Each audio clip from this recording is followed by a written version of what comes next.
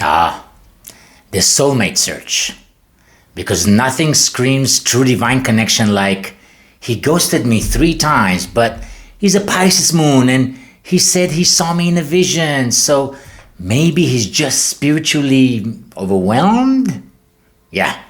Or maybe he's just emotionally unavailable in a high vibe packaging.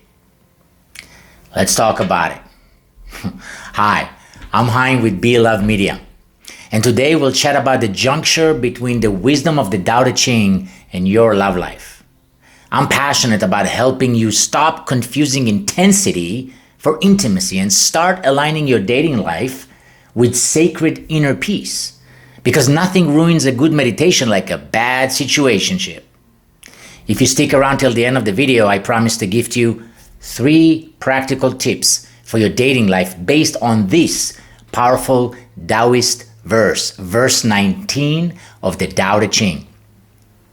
Those who already heard my story know that I have gained my expertise unintentionally through my life journey, my karmic life journey of 3 failed marriages before I met my ultimate soulmate, the love of my life, and my best friend, Rachel. It took a half a century of a life and of my total life and 3 decades of my adult life to figure out that I have no clue what I was doing and I have no clue where to turn when it comes to making healthy decisions in my life, in my romantic life, and in choosing a partner, for instance. And that I need to find a source of wisdom, an enduring source of wisdom to guide me through this.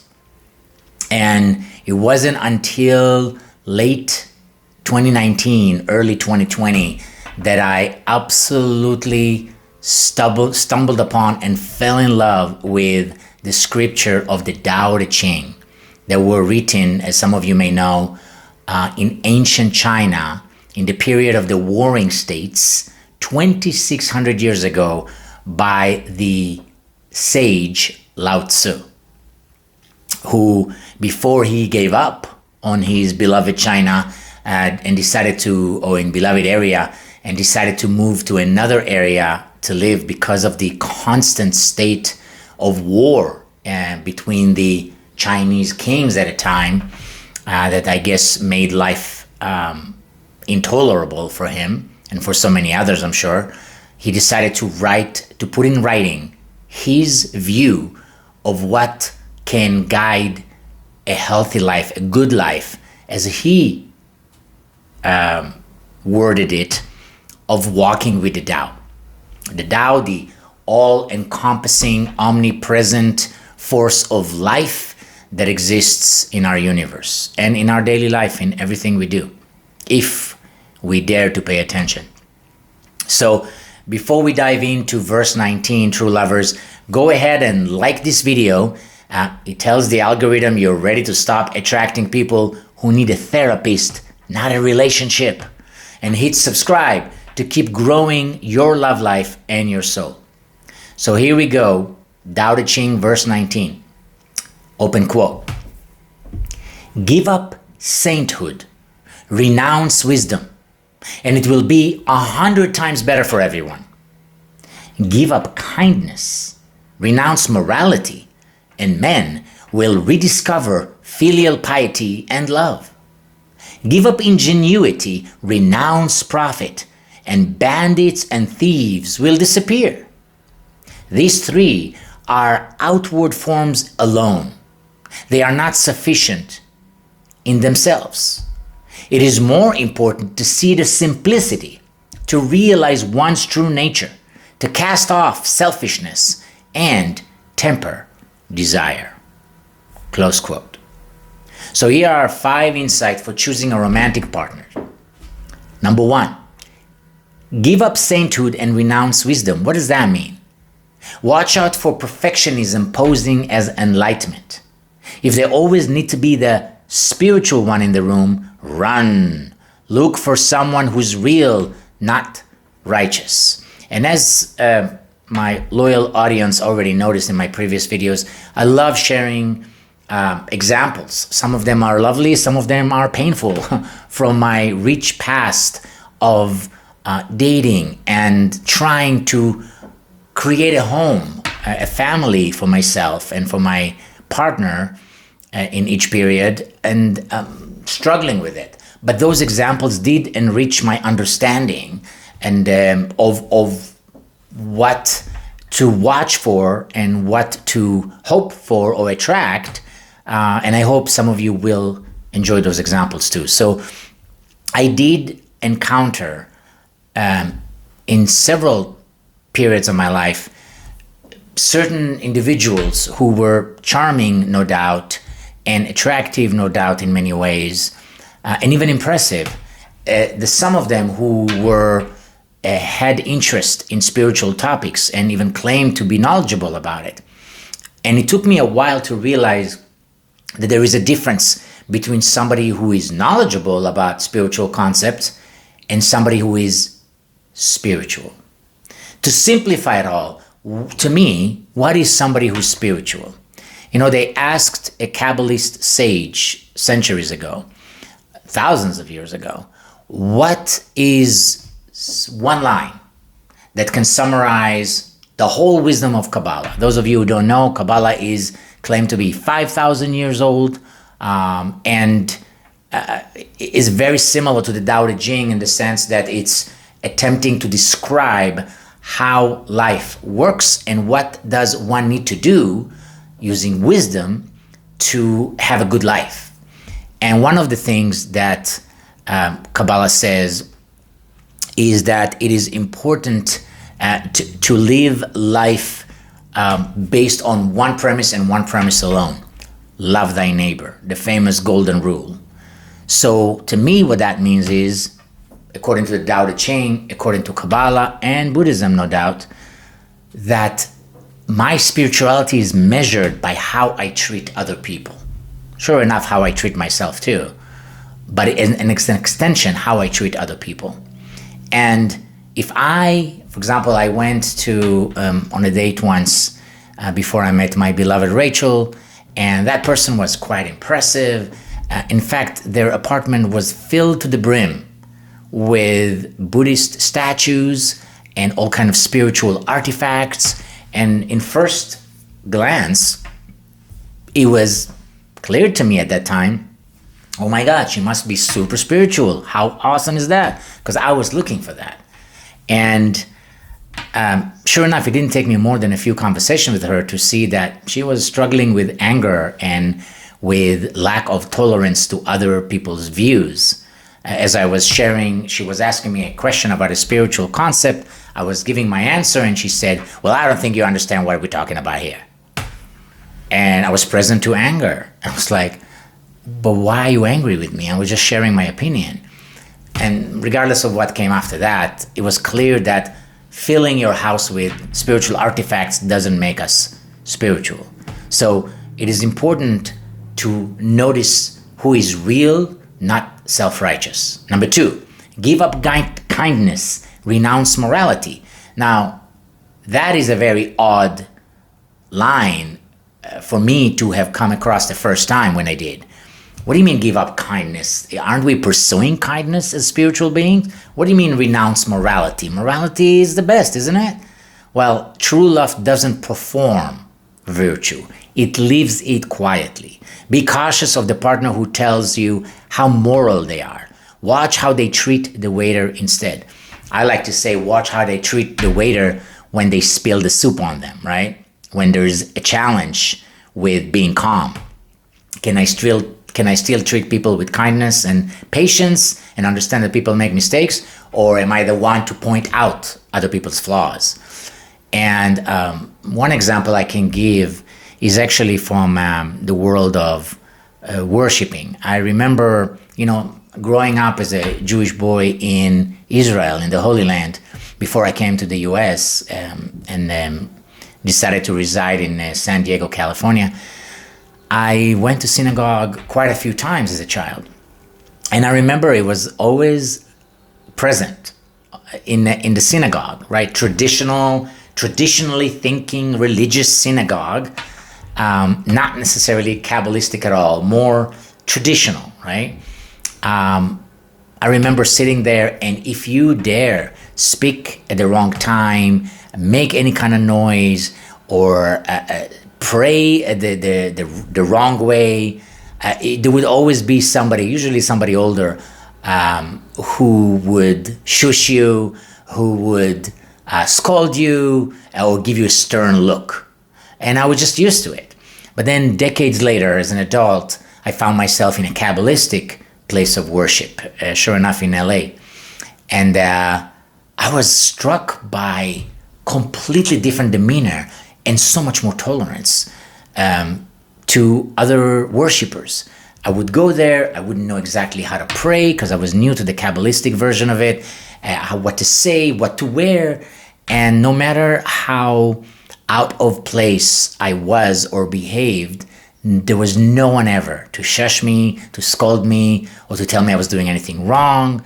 My teacher, my guide at the time, would have find another time to explain that to me in a very gentle and kind way, or not even explain it at all, wait for me to understand it myself by watching. So what an amazing different approach when you observe, when you're practicing your life from spirituality, which means kindness and patience and tolerance to others and compassion, versus when you're religious. If you take my meaning by using that word, more structured, more rigid, many times that clashes with patience and compassion for some people. Number 3, give up ingenuity, renounce profit. Close quote. If they're always calculating what they'll get out of a relationship, it's a business deal, not love. Seek someone who leads with heart, not hustle. I think that's an easy one to understand, not always easy one to observe and watch out for.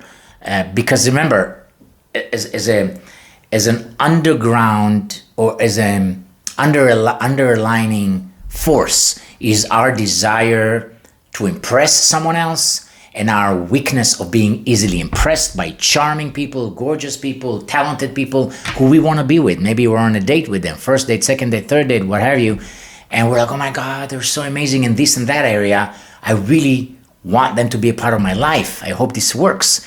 Not paying attention for maybe somebody who doesn't lead with the heart, meaning lacks patience, lack tolerance, easy to anger, and so on. Or just workaholic, right? Busy.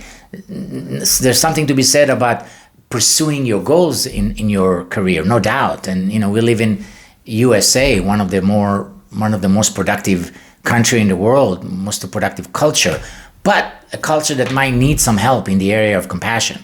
So watch out for that, says the Tao Te Ching, verse 19.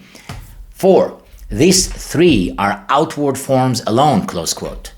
Don't be fooled by spiritual aesthetics or curated personas. Matching crystal necklaces and yoga retreat selfies don't mean their nervous system is safe for you.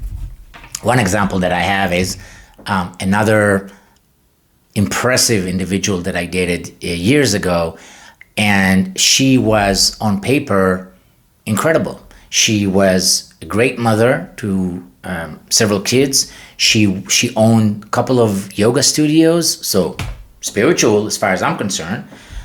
She obviously knew a lot about spiritual concept. And the way I was raised, somebody comes to your home, at minimum, offer them a glass of water. If you look at Abraham, the Kabbalistic patriarch, one of the ancestors, the first ancestor of the Jewish tradition, the Kabbalistic tradition, he was known to be, he was a legendary host, meaning even in his worst days, he would open his tent in all direction in the middle of the desert just to see if there is some weary guest that needs him to feed him, give him water, even wash his feet. Never mind how esteemed individual he was, Abraham the patriarch. So that's a role model to model after. And yet that individual that I just mentioned, that I dated briefly, wouldn't even, she was a chef, by the way, wouldn't even offer me a glass of water. Now, there's no judgment there. I mean, she can host any way she wants when I come to her house. But there's something to watch for. What would make somebody inviting somebody to their house not even offer a glass of water, and what would that might mean if we end up in a serious relationship? How she would treat me, and depending what my expectations are, right? Healthy expectations. So no judgment there. Everybody have their own way, but something to look at.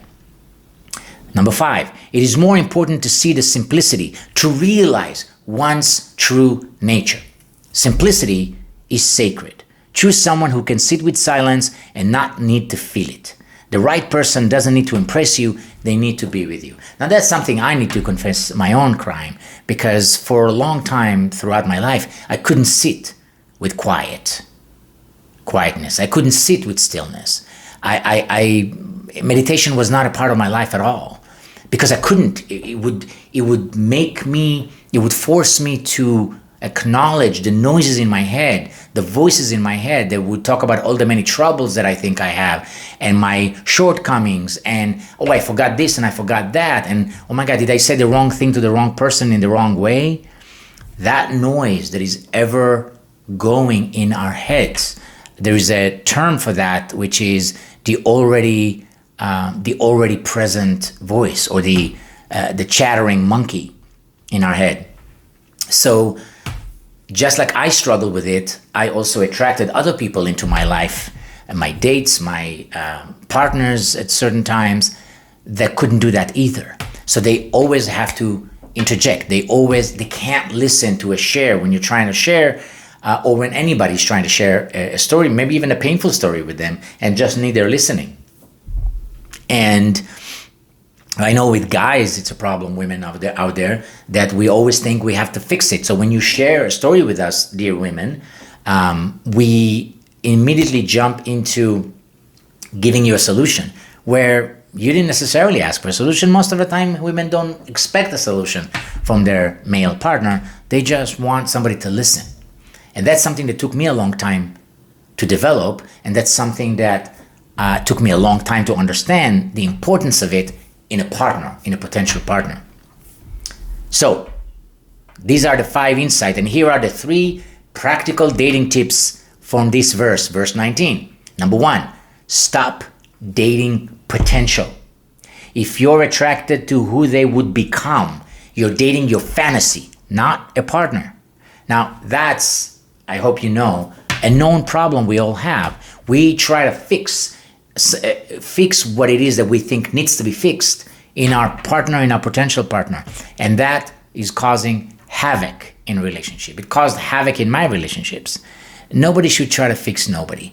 Do we sometimes give each other advice? Try to make sure it is a solicited advice as best you can. Don't offer it if they're not asking for it. If you do want to offer it, ask permission. It's interesting what you share with me. May I share an insight that I have about it? Allow them, give them an opportunity to give you permission to come in and offer that, right? But beyond that, don't try to fix them. Don't let them try to fix you.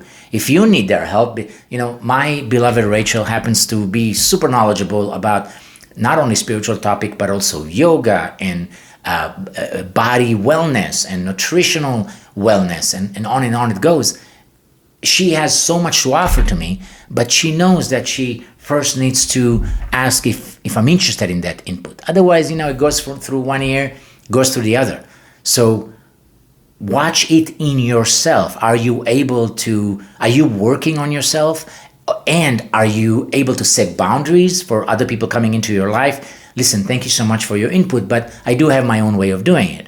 At the same time, it's okay to be open, but don't try to fix anybody else. That's just a disaster waiting to happen. Number 2, value simplicity. Ask yourself, do I feel more at peace with them or more confused? Listen, today with social media, with the heavy voice noise that comes from social media, and how we all try to portray ourselves through our social media profiles, which I personally abandoned around the time I met my beloved Rachel. We both decided to get off social media for our own reason. We found it to be a distraction. Might we use it as a business tool? Sure. But do we want to put our whole life there and create a relationship through social media? No. I have my phone. You got my phone number. You can text me. We can set something up. We can meet in a coffee shop. We value in-person contact. It's not for everybody. I get it. But it's something to look into as far as creating quality relationships. So do I feel at peace when I'm in their presence? Are we able as a duo to create harmonious context when we get together? Or am I always anxious and confused because of how they interject, how they cut me off, they can't listen, they criticize? Something to look into. Number 3, let go of your checklist. Start asking, does this person feel like home in my nervous system? Or are they just exciting because they're unavailable? How many times have we dated people or had relationships with them who are unavailable emotionally? Whether the symptom was them rarely responding to our messages, or responding impatiently, or looking at their phone while we're trying to have a conversation or dinner with them. Listen, if you guys go to a restaurant and you immediately get on your phones, there's a problem there. I'm sorry. That's something to be weary of. I know a lot of people, you go to any restaurant these days or a public place, you will see 2 people sitting together apart.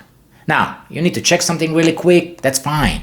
But we see that it's actually a constant. It's a way to have a relationship.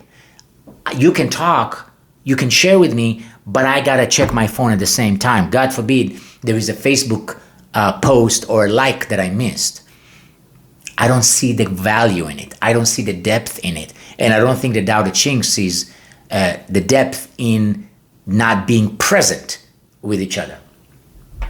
So true lovers, if this video gave you clarity, made you laugh, or quietly inspired you to delete someone's number, like, comment, share, and subscribe to Be Love Media. We're here to help you attract divine partnerships, not drama dressed in astrology lingo. And remember, your soulmate isn't lost. They're just waiting for you to stop chasing red flags in linen pants. Be grounded, be kind,